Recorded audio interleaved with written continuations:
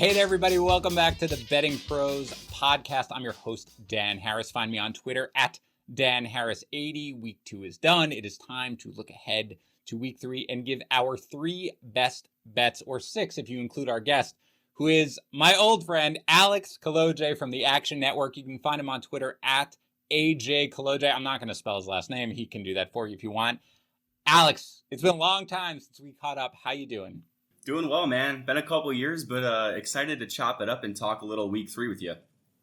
It is very exciting. You do great work over there at the Action Network. So I'm excited to hear about your picks right now so I can trail them and then take credit for them, as I often do with everything that you do. So as I said, we're going to do our 3 best bets for the week. We're going to, whatever we want, spread, over, under, whatever we want to do, even money line if we wanted to. And then we're just going to quickly run through all the remaining spreads of the games that we didn't pick, talk about whether we like any of them. But before we do, let's get some housekeeping out of the way. First, the offer from BetMGM. New customers bet $10, win $200 if your team scores a touchdown. So again, you bet $10 on either team, you win $200 in free bets if the team you bet on scores a touchdown. That's code JUICE100. Again, I've given this before. Juice, the Daily Juice, is our other podcast hosted by Matt Peralt. Again, daily podcast, which you should be subscribing to, but the code is JUICE100 over at BetMGM. Finally, we are giving away a signed Tua Tagovailoa jersey. All you need to do to be entered is to leave a review for the podcast on Apple Podcasts or CastBox, and then go to bettingpros.com/review if you're subscribed to the Betting Pros YouTube channel over at youtube.com/bettingpros, and that counts as 3 times the entry. All right, we're going to get going here. I will give the consensus lines over at bettingpros.com just so everybody knows, but there are obviously different books, which you can also see. Last week, though, very quickly, let's go through what we did. Our guest, Rich Ryan, he hit on the Panthers plus 3.5, not close, but he did miss on the Jaguars plus 6 and the Texans Browns under 47.5. I hit on the Vikings getting 3.5 from the Cardinals, the Titans getting 5.5 from the Seahawks, but I missed on the Dolphins getting 3.5 from the Bills. Narrow miss by 32 points, but that's fine. We're going to do better this week. Alex, you were the guest. Start us off. What is your favorite bet for week 3 of the NFL season? Yeah, my favorite bet is, unfortunately, the one game on the board that I scanned and said, well, they're going to be like 1,500 yards and a combined point total of like 30, just because, and that was the Cardinals Jags over 52. I honestly thought it was just a soft number at open. It kind of scares the hell out of me that there's been 0 resistance on the total, but this is basically the epitome of, if the Jaguars are going to be the team that stops the Cardinals and Kyler Murray, I will pay to watch it happen. I had a good buddy who made a pretty good point. Although it's a cross-country trip and an early start for a West Coast team, it's going to be hot in Florida, and a defense that's been on the field for a long time has to chase around a quarterback that can't be tackled. The Jaguars' defense, to me, is just absolutely awful and has been overshadowed with the Urban and Trevor Lawrence news. They played Tyrod Taylor and Teddy Bridgewater, 2 quarterbacks who are allergic to YPA. 2 of just bland game managers, and they both just ripped the Jaguars up. So to me, this was just a play of, I think the Cardinals are going to score at will. Not really a much of a hot take there. They've done whatever they wanted the last 2 weeks, and they look like they're having fun. And admittedly, I'm not a big Cliff Kingsbury guy, but it just seems like he's actually having fun, and they're using every single receiver that they have, and again, having fun in the process. And really, the only upside for the Jaguars offense here is being able to throw the ball. So a lot of Trevor Lawrence passing attempts. I think if you like the over, you have to like the Cardinals and vice versa. This seemed very correlated to me, but the first bet I played this week was the over 52, and I was pretty content with doing it. Yeah, the Cardinals offense right now looks pretty much as good of an offense as you can, even if you contain them somehow for like a moment. Murray is going to find a way right now with him being 100%, and we can't count on that all year, right? Because he's a slight guy, takes some hits and everything like that. But right now, with DeAndre Hopkins, AJ Green, whatever, Christian Kirk, I'm completely obsessed with Rondale Moore, and I have been basically, right, since he was drafted. He's my dude. So they are going to put up points without a doubt. It's really just a matter of whether or not the Jaguars can as well. And at the very least, there's going to be garbage time in this game where Lawrence is going to get to throw. So I am with you. I'm looking over at bettingpros.com.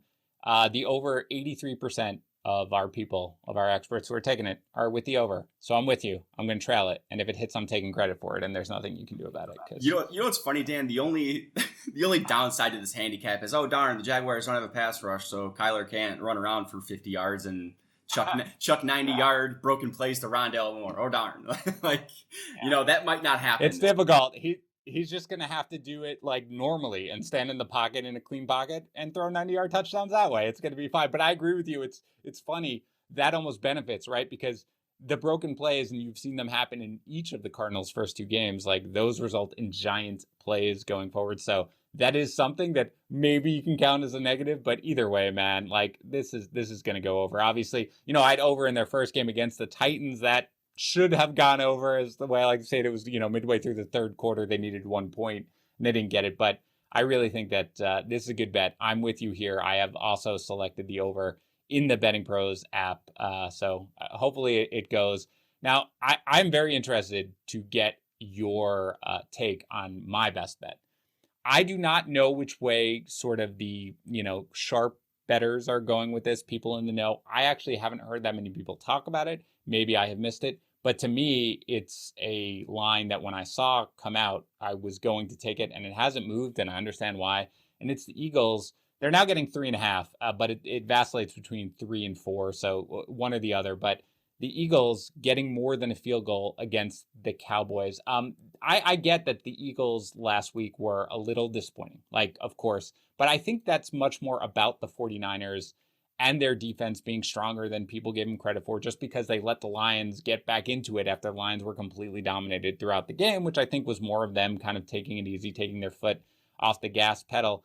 And I think if Jalen Reagor doesn't step out of that touchdown, and that winds up being a touchdown, that really could have changed the game. Now, the Cowboys come off the big win against the Chargers, and I admit I didn't like them in that game. I thought that the Chargers would win that game and basically cover the 3-point spread. It wasn't one of my best, but either way, it's one season, okay?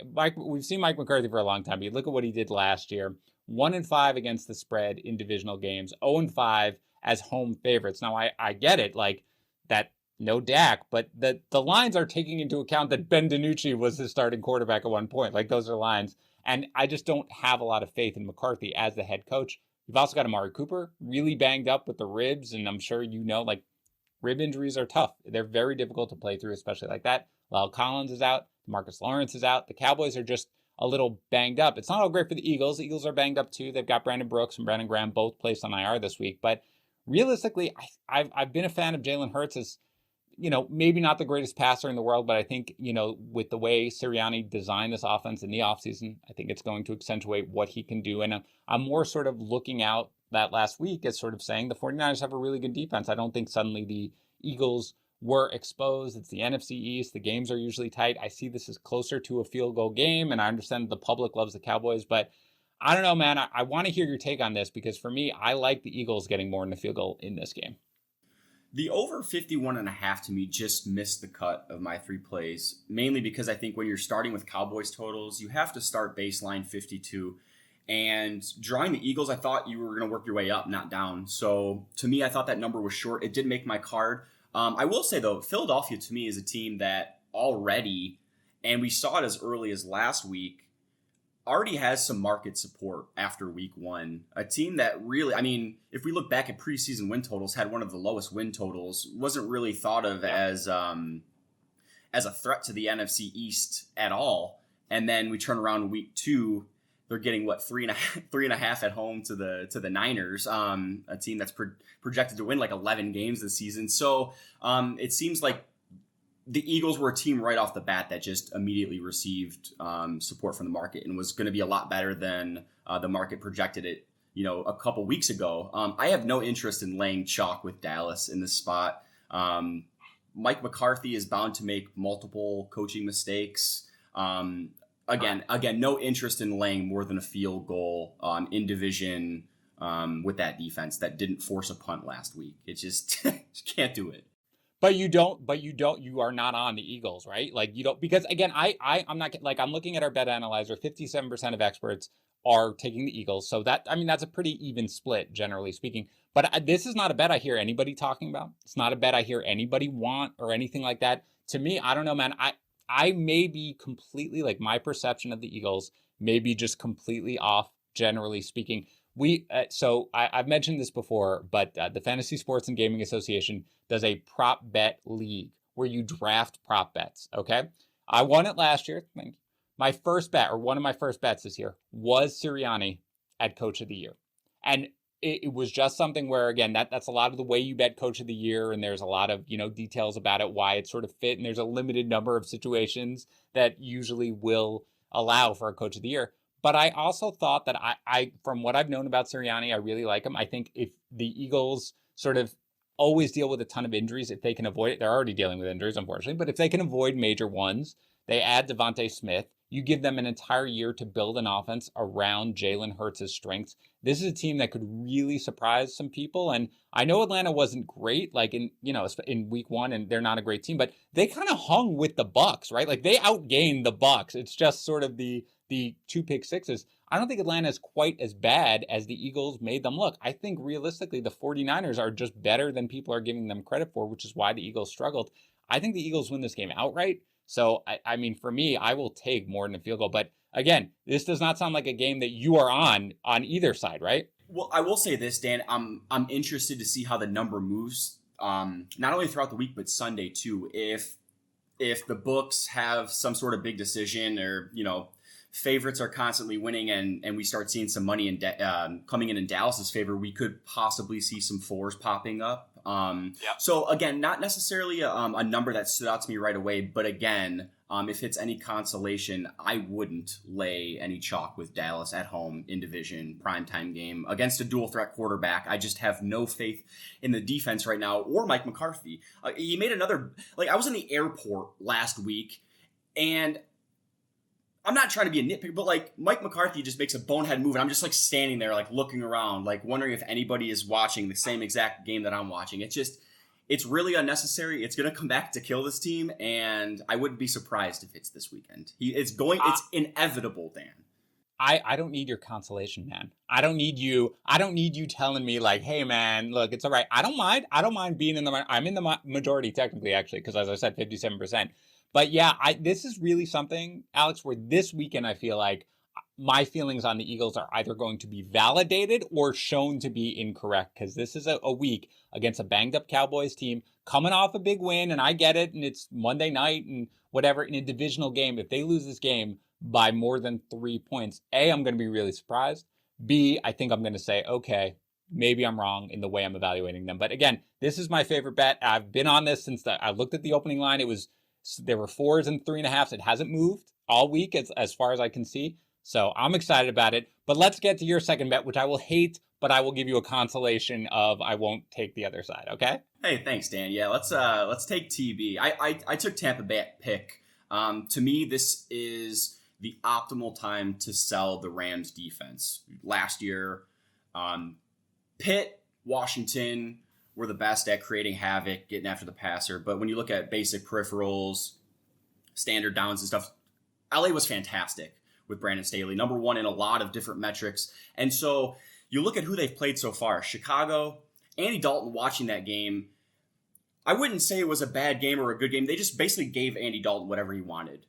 Dalton doesn't push the ball down the field. They were content with just letting him throw dink and dunks. Against the Colts, I bet the over last week against the Colts, and that game was hard to watch because of Carson Wentz. And I don't think Indianapolis has that great of a receiving corps, to be completely honest with you. And they move the ball oftentimes at will. And so really, if there was any downside to this handicap, it's the cross-country trip, whatever. But honestly, if this is Tom Brady, if there's any quarterback that's going to defy any sort of trend or angle like that, it's going to be TB. And to be honest, watching him play the last 2 weeks, he just, it sounds cliche, but he just looks like he wants to play football and is actually trying. And they can't run the ball, and I would expect him, he's played Aaron Donald before. He's played this defense before. He's not going to get sucked into the pass rush, and he's not going to throw Jalen Ramsey's way 10 times a game. So there are ways around the defense. I think it's the perfect time to sell. I think the Rams team total under could be a good look based off of who they've played so far. To me, I thought this was a really cheap price, and I don't think you're going to get a lot of spots to bet Tampa Bay at a number like this. To be honest, I know this sounds kind of weird. I would have played Tampa Bay up to -3 plus 100. And the only reason I say that is because I don't think we were ever going to see a 3 in the market, just because if you flip that around, we're essentially implying that Tampa Bay would be like a 7.5 point home favorite, and that's just not going to happen. And so this line to me, I think there's a lot of value on Tampa Bay. Good time to sell the Rams defense. So I thought it was a cheap price to play the Bucs. I agree with you. The line's moving a little bit. There's a lot of 1.5s now out there, but I'm glad you brought that up, because I was going to ask, like, what is the number you will play it up to? Because I think this number is going to continue to climb incrementally. I don't think it gets to 3 or anything like that, but I do think that it's going to continue to rise up. I agree with you in this one. Now, Antonio Brown is probably going to be out in this game, which takes away one of the weapons necessarily. And that, when you have a couple of lockdown cornerbacks like the Rams have, that does make a difference, because there is, like, the third option is out. But I agree with you in this game. And look, last game, right? Like, the Colts could have won that game, right? I mean, right? They started off right up down the field and didn't convert, in that first one. So go ahead. I was going to say, I believe it was 2 trips into the red zone. One was a fumble, the other was a turnover on downs. And I remember at that point, my brother was looking at me and he was like, "Hey, sorry, you didn't deserve that," because I had the over. But at the same time, there was little resistance, and Carson Wentz didn't play that great of a game. He was making some very, very dumb mistakes. You played Andy Dalton and you played Carson Wentz, and now you got to play Tom Brady. This is a huge step up in competition for a defense that I think is, again, just the perfect time to sell off.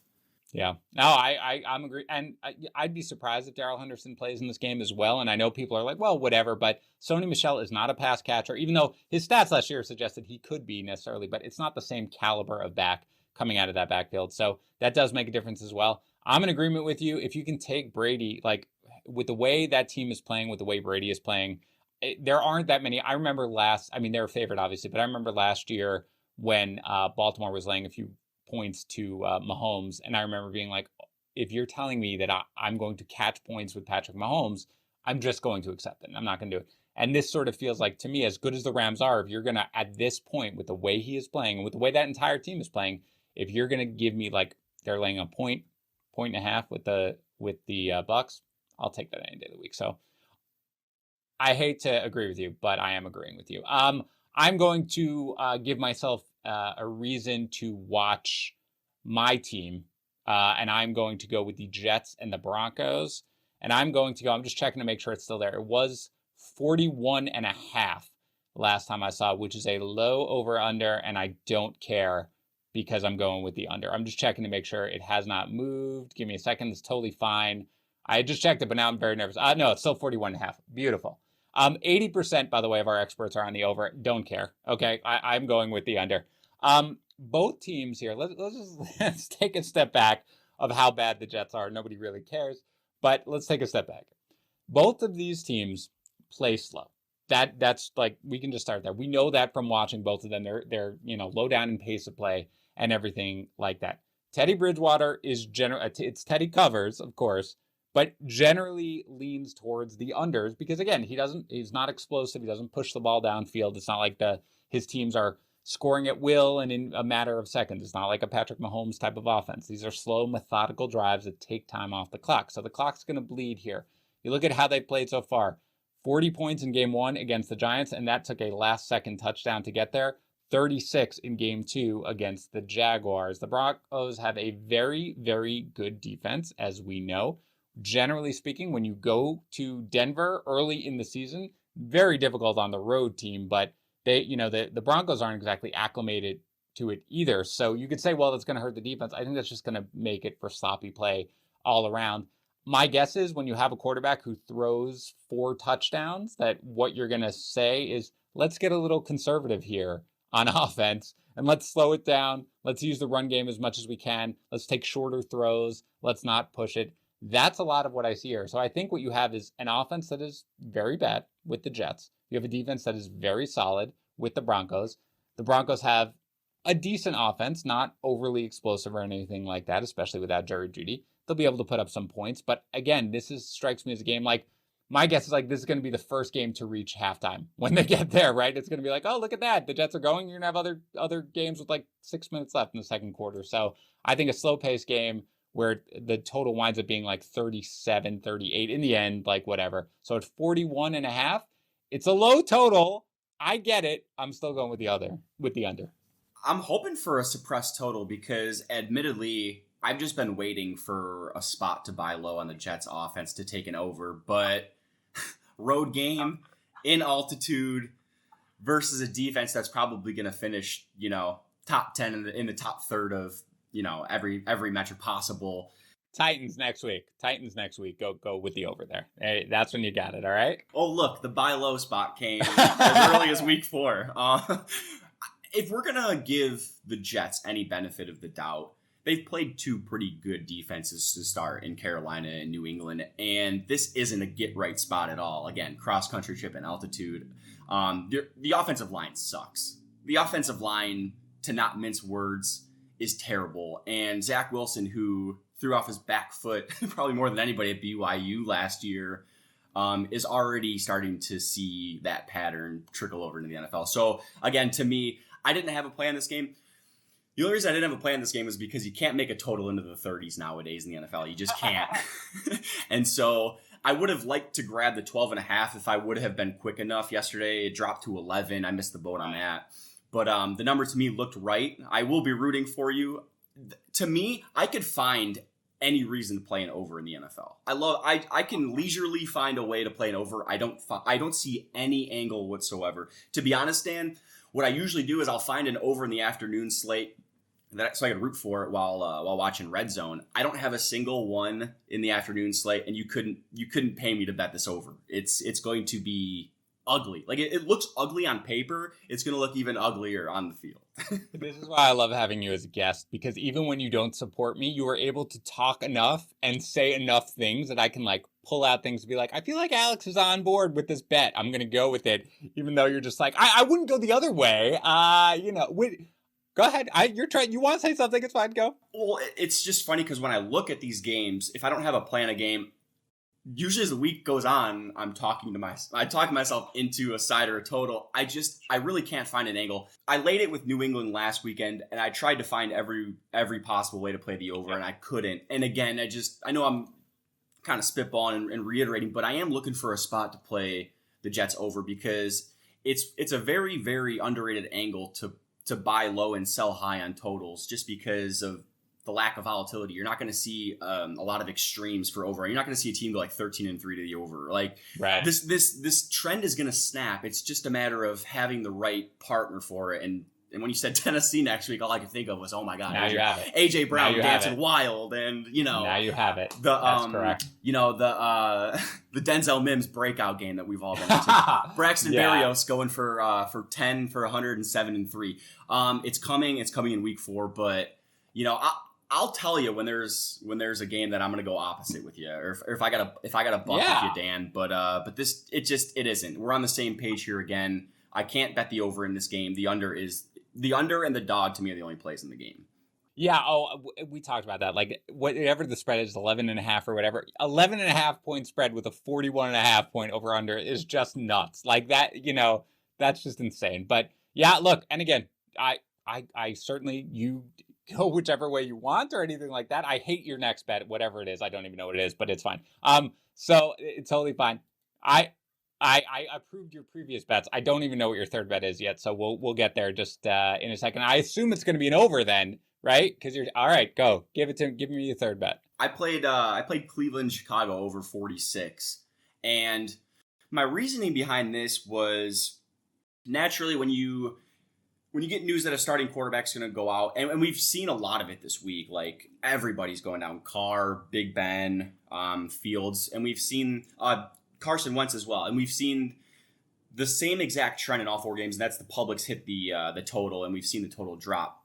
However, this total dropped from 46.5 to 45.5, and then there was immediate buyback on the over to 46, and that was enough for me to make a play on it. And really, Dalton can move up and down the field, but when I bet an over and when I'm expecting points and I need points, trading and swapping out Dalton for Fields' big playability is a perfect trade-off in my opinion. So while he's raw and, maybe the playbook isn't as open, you're going to have those big plays that we saw at Ohio State. Like, I try and envision the Bears offense. I'm a Bears fan. I can't tell you the last time that a receiver's just run wild down the post for like an 80-yard touch. It just doesn't happen. I think the last to do that was like Johnny Knox back in 2014.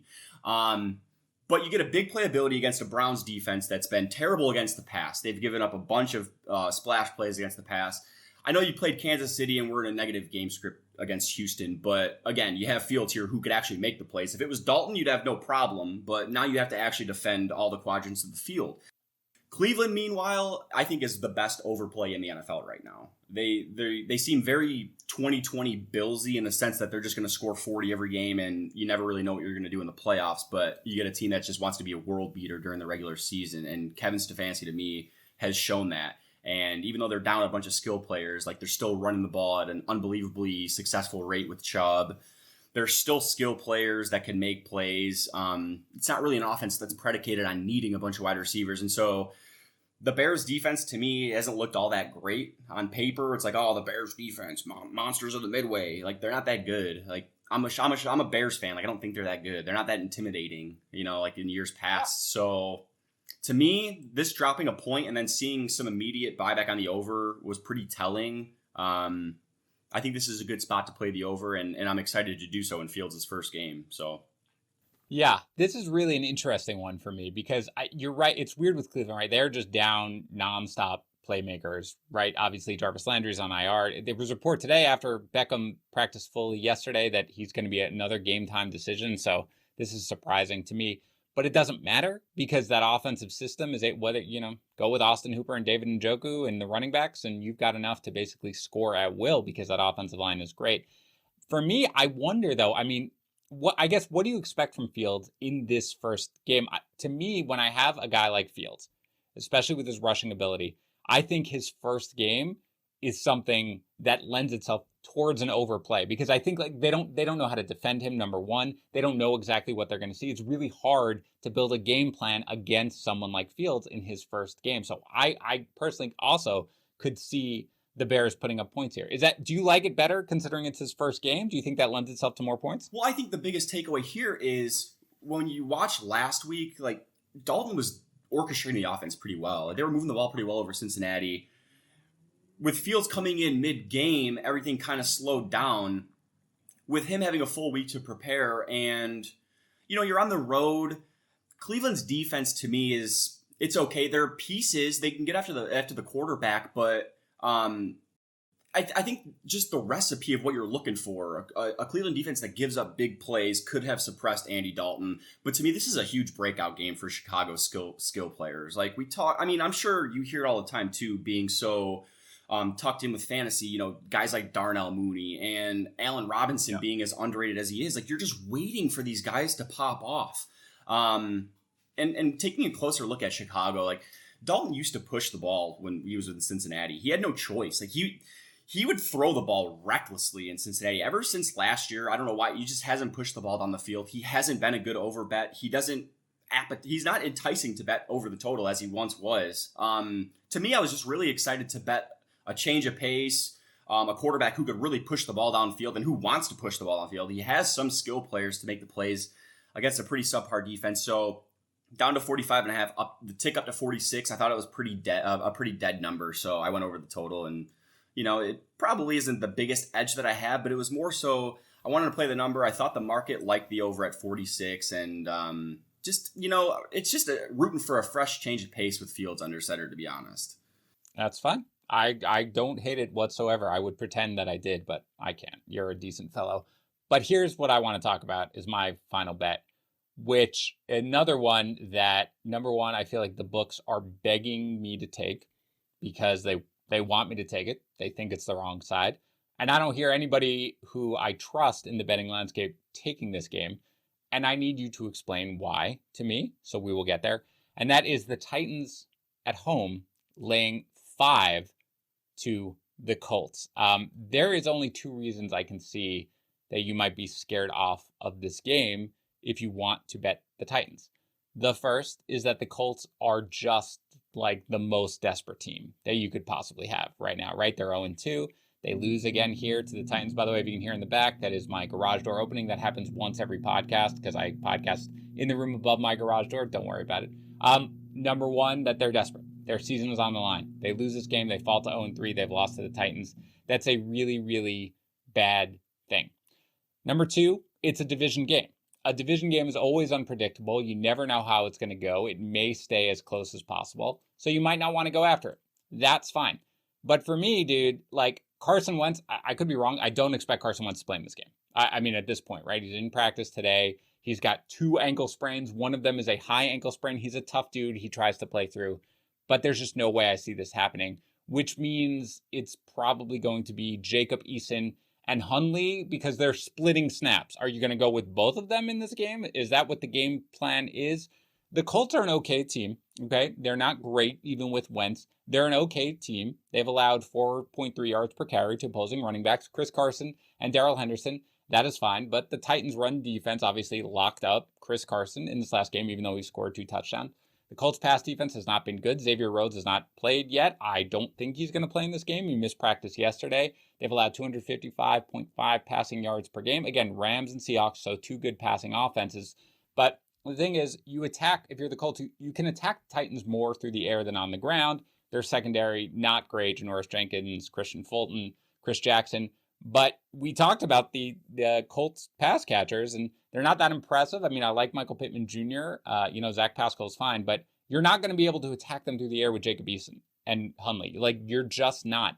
I don't understand why the spread isn't moving, and this seems like the books just desperately want me, because if anything, it's gone down. It was 5.5 on Monday. It's 5 right now, the consensus line that I'm looking at. So perhaps you can explain to me why I'm totally misreading this game and why I should have any faith that either Eason or Hundley is going to be able to put up any points. Yeah, I really can't. Although Indianapolis to me looks like, and you could look at the win-loss record as it is, but I don't think there's a team that's been more disappointing than Indianapolis. It just, even with Wentz healthy last weekend, like there were parts, like you said, they almost won the game, but it just didn't look very fluid, and there were just times when he was running for his life, and not having T.Y. Hilton there, like you said, Michael Pittman becomes your number 1 receiver. Love Michael Pittman. He was fantastic at USC, but I don't think he's ready to be the number 1 wide receiver. And this is still a road game. Their first road game playing outdoors all year. So there's that. Honestly, I was going to play the over in this game earlier in the week, didn't, and then all of a sudden saw it crater and didn't know why. Come to find out that Wentz not only sprained one of his ankles, but both of them. Like, I don't know how the guy's walking right now, let alone game planning. So, not really sure why there's no resistance. Teams that are 0-2 against the spread, dating back to like the last 11 years, are covering at like a 62% clip in week 3. So, if you want to play the trends game, that's fine. But I would with Wentz. I'm not kidding. If Wentz were healthy, that trend is meaningful to me because I have seen that trend, and I think so too. It's just like, and perhaps the spread at 5, and it probably is, I think, maybe it baked in the uncertainty with Wentz when I looked at it on Monday because we knew he was potentially hurt. But I don't know, man, I expected this to move. And we talked about it on Monday. We do a look ahead, on the lines, and Andrew Cayley and I both said, like, I would expect this to move towards 6.5, assuming that it's going to be Jacob Eason, and it just hasn't moved. So it feels like they just want me to take this number, and I can't really figure it out. Yeah, it could be a good spot, too, to fade the Colts offense just in general. I know Tennessee's been awful, but because of the shootouts that they've played the last 2 weeks, you're going to start to see some numbers pop up on their opponent's team total overs that just make no sense. And if you're Jacob Eason running the show without T.Y. Hilton and that receiving corps, I don't care if it's Tennessee, you're not going to put up 24 points. You're not, anything 21.5 or better might be good. So it doesn't make any sense to me. Usually there's some writing on the wall. You can read the tea leaves through the injury report throughout the weeks. To me, Wentz spraining both of his ankles, just to me sounded painful. He's not going to play. He's got, and one of them is a high ankle sprain. High ankle sprains are like 4 to 6 weeks. And they're like, he's out for all intents. If he plays, at this point, I don't know how great I feel about it anyway, because like you said, like it's just, he's not going to be able to move. And part of it is his mobility. Like that's part of what makes him a decent NFL quarterback, but he's going to be just a statue back there. That's not going to be good for them anyway. He was running for his life last week. Yeah. And, it would be very, it would be very Titansy to lose week 1, go on the road week 2, beat Seattle, and then come back and just lay an egg at home. Very true. Very true. Very true. Very true. Well, like I said, if Wentz were healthy, it would be something where I would just be like, just the feel of the game doesn't feel right. Letdown game after that big win. Like, and again, we talked about like the Colts could have easily won that game last week against the Rams if a couple of things had broken right. So it's not as if they're a terrible team by any, they're well coached, everything like that. But again, this is something where part of me just feels like I don't know whether or not the models that the books use always properly take into account the downgrade in quarterbacks that come. Sometimes they do. Sometimes you see massive moves. But a lot of times it's very much like, oh, this is worth 2 points. But for me, I guess they must have been factoring it in from the start. And the fact that it hasn't moved and it doesn't look like it's overly... I mean, 64% of our experts are taking the Titans, but it's not overwhelming or anything like that. So I get it. It's this weird sort of 5 number, right? 5.5. You don't really know what to do with that number, but still... Dead number, yes, more likely trending towards 6 than it would to fall to 4, a full point and a half. And even if Wentz does play, like you said, one high ankle sprain and another bad ankle against, even against a defense that can't cover anybody, he has to make plays with his legs. A lot of his is making plays with his legs. Yeah. So huge step down in competition for the Titans at home. Good chance to go 2. Honestly, if you're the Titans, you're 2-1 after what's transpired the last couple of weeks. You take that. Yeah. And again, I've sort of been vocal about the fact that I think a lot of the Titans' issues, at least early on in that first game against Arizona, was a lot of because they didn't get to practice at all with COVID. And even in the second game, A.J. Brown had one of the worst games I've ever seen him play. They could have, put up more points, certainly against Seattle in that game. So their defense is not great. Their secondary is not great, but it really hasn't been great for a couple of years, and they still managed to put it up. So I do think the Titans win here. And I do think that they covered the spread. So let's very briefly, before we get to the rest of the spreads and just run through them and see if you like any of them at all or have any value, let's briefly recap. I'll do it again at the end. You like Arizona and Jacksonville to go over 52, the Bucks to cover the 1-point spread against the Rams, and the Browns and the Bears to go over their total of 46. I am taking the Eagles getting 3.5 from the Cowboys, the Jets and the Broncos to stay under 41.5, and the Titans laying 5 to the Colts. I really, really am excited about the prospect of rooting for the Jets for finally, since I'm a Jets fan, to not score points and for them to like rip off 3 touchdowns or something like that back to back. That'll be a good show then on Monday. All right, let's run through some of the remaining spreads. Just let me know if you have any thoughts on it. The Washington football team visiting the Bills. The Bills laying 7.5 points. I bet over 45.5. Again, just another buy low spot on Buffalo. I don't think Washington's defense is as good as it was last year behind a pretty fraudulent schedule, and we've already kind of seen some chinks in the armor to start. So I think Buffalo, if Josh Allen hopefully sees more man coverage this week and lights him up, Taylor Heineke, to me, I covered Conference USA a couple years ago, and I could firmly say I was a big Taylor Heineke fan out of ODU. I must have bet countless ODU overs back in college, just waking up on Saturday mornings and trying to lock in bets. Betting over 70.5 against Marshall every week. But I bet over 45.5. Non-conference game. Both defenses, to me, I think can be exploited through the air. I went over 45.5. It's a terrible bet, but I bet it. Nice. You always want to hear that from somebody who's giving betting bets. Terrible bet. Terrible. I'm doing it anyway. All right. Let's get the Steelers at home laying 3 to the Bengals. Total is 44. I thought the total was a little low, but again, Roethlisberger's pec injury kind of kept me off of it. Waiting for a spot to bet Pittsburgh's over, but don't think this is going to be the week for it. You talked about the total in this game, but what do you think about the Cardinals laying 7.5 in Jacksonville to the Jaguars? I would have grabbed 7. I just didn't really have any interest in laying 2 scores on the road, because with my luck, the cross-country trip against the worst team in the league will prove to be the kryptonite for Cliff Kingsbury. How about the Ravens visiting the Lions? The Ravens are laying 8. The total is 50. Yeah, I took over 50. It's a sucker bet, but Detroit can't stop anybody. Baltimore looks formidable in both facets of the game. I know Lamar kind of came up a little bruised after that hip. Yeah, he didn't practice. Yeah, if you flip into the end zone and you bruise your hip, that doesn't go over well. So I'm sure he'll play. But yeah, and honestly, Baltimore's the secondary looks really spotty, to be honest with you. Just a lot of bodies, a lot of key bodies down, and Jared Goff, but he's throwing the ball, and if they can't get after him, and he could slice apart. We saw him make some big plays against San Francisco. I went over 50. All right. This was one, I'll be honest, it was on the cutting room floor, but it made one of my final thoughts here. The Falcons are visiting the Giants. The Falcons are getting 3. The total is 47.5. I leaned towards the Falcons getting 3 in this game. Ultimately, I didn't pick it. What do you think? I did. I took the Falcons plus 3. That was the second or third bet that I made this week. Just didn't agree with it. I made it Giants -1. Yep.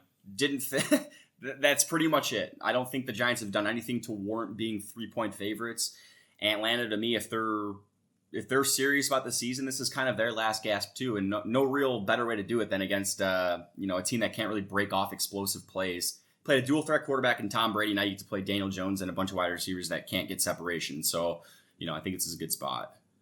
How about the Chargers visiting the Chiefs? Chiefs are laying 6.5. The total is 54.5. There's some 55s out there as well. I will never bet a Los Angeles Chargers game for the rest of my life. That no team in the NFL goes out of their way to make my life a living hell more than the Los Angeles Chargers. I bet the Chargers on the over last week. They didn't punt and they didn't go over or cover. So I have completely written off the Chargers. Okay. All right. How about, look, we're not talking about the over-under on this one because you mentioned it before, but the Browns are laying 7 to the Bears. Any value there? Yeah, it looked right. No real interest in the spread, but I do think the total is a good look. All right. How about the Saints laying? The Patriots laying 3 to the Saints, and the total is 42. Both numbers to me looked right, and both teams are just so polar opposite from two. If this game was played 2 years ago, the total's probably 52. Right. Just too big, too many unknowns, too big of an adjustment to really have an edge there. So I passed. As did I. The Raiders are home laying 4.5 to the Dolphins with the total of 44. No 2 in this game. What do you think? I really wanted to lay the chalk with the Raiders, but they're a team that I could see throwing up a dud after that. After 2 big wins, didn't really have any interest. I thought the over could have been a good play at 44.5, but too many injuries under center to know how that game script's going to go. Yep, stay away from me as well, actually. The Seahawks visiting the Vikings. The Seahawks are 1.5 point favorites, and the total is 55.5. I'm not going to play it, but I would have played under if I did. Just didn't seem like the right number. I know that Minnesota got into a shootout last weekend and the week before that, but to me, I made it 53.5, and this just seems like an underplay to me, to be honest. Packers visiting the 49ers. It's now at 3, and the over-under is 50. It was at 4 at one point, and I took it at 4. I'm wondering what you think of it right now at 3. No real opinion on the spread. Just the 2 really good teams, and I can't really get a pulse on Green Bay with just 2 polar opposite results. I want to say that the team's back and that week 1 was just an outlier, but I really don't know because I love San Francisco and was extremely high on San Francisco coming into the year. So laying off the spread, but I think that there's going to be points in the game. I think the over is a good play. All right. I don't know if we touched on the over-under on the Cowboys-Eagles, but it's 52. Do you have an opinion on that? I would have taken anything at 52 or better. Again, the Cowboys, to me, baseline, you have to start at 52. And playing the Eagles, we saw 51.5. I thought it should have been 52.5 or 53. Again, they didn't force a punt last week. To me, that's 2 consecutive really, really bad games for the defense, and I don't think Dan Quinn has figured it out. I think playing against a dual-threat quarterback with maybe one of the fastest receiving corps in the entire league is going to be a tough game plan for that defense, and I think there's just going to be big plays everywhere. So I think over 52 is a really good play. Awesome. Let's recap very quickly. Once again, you are taking the Cardinals and the Jaguars over 52, the Bucs laying 1 to the Rams, and the Browns and the Bears to go over 46. I am in line with all three of those plays. Unfortunately for me, I'm taking the Eagles getting 3.5 from the Cowboys, the Jets and the Broncos under 41.5, and the Titans laying 5 to the Colts. You know, last week, Alex, like I felt like there were a lot of very clear bounce back spots, like the Vikings. The Vikings, to me, when you were rattling off your wins, I'm like, this guy wasn't going to get bit by the overreaction bug. He's not getting. I felt like there was a lot of that after week 1. I completely understood it. I felt like week 2 is like week 2 is my favorite week to bet. Like it really is, because I feel like it's just constant overreaction. Like the Vikings, it was disgusting. I felt gross doing it, but I was like, this is obviously a game that I have to run and take. I don't feel that great right now about this one, but it's enough there where I'm gonna enjoy it. This is great talking to you. We haven't talked, obviously. Last year was all weird with the way, football was. Glad to have you back on. Can't wait to do it again. Remind everybody where they can find you and your work. Yeah, thanks so much, Dan. I'm on Twitter at AJKOLODZIEJ. And nailed it, right? Nailed the pronunciation. You did. You know what? I will admit to the listeners, you absolutely nailed the last name in the pre-show. That I was like, unbelievable. This guy's been practicing. I will be honest that I try to practice pronouncing your name once a day for the last 434 days. So I'm glad that it right? And it worked. It worked well. So that's great. All right, everybody. I hope you guys have a great weekend of gambling. We'll be back, as we always are, here on Monday, taking an early look at the lines for week 4. I'll talk to you then.